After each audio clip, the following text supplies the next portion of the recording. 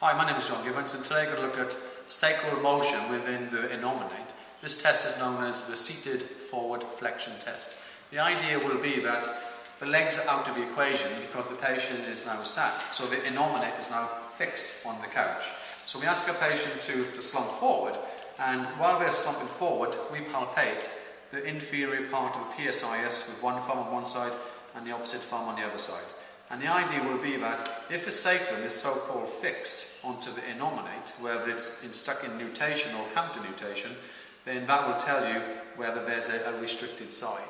So what we can do is palpate the PSIS, and as the patient is bending forwards, if, say, the left-hand side was to glide further forward, then that might indicate a sacroiliac lesion or torsion on the left-hand side. So what that might indicate is it might well be it's fixed in nutation on the left, as in it'll be a deeper sulcus, or potentially it'll be counter-nutated on the right, where this sulcus will be shallow on the right-hand side. So, if we find the inferior part of the PSIS, like so we come down and underneath it, fingers on the iliac crest. We can also look at the iliac crest as well to look for level. And if there's an asymmetry between the left and the right, again that might indicate a pelvic sort of torsion going on with the sacrum. So thumbs underneath, and then from this position, now hands on your knees please, and then slowly slump, and you're looking for symmetrical movement.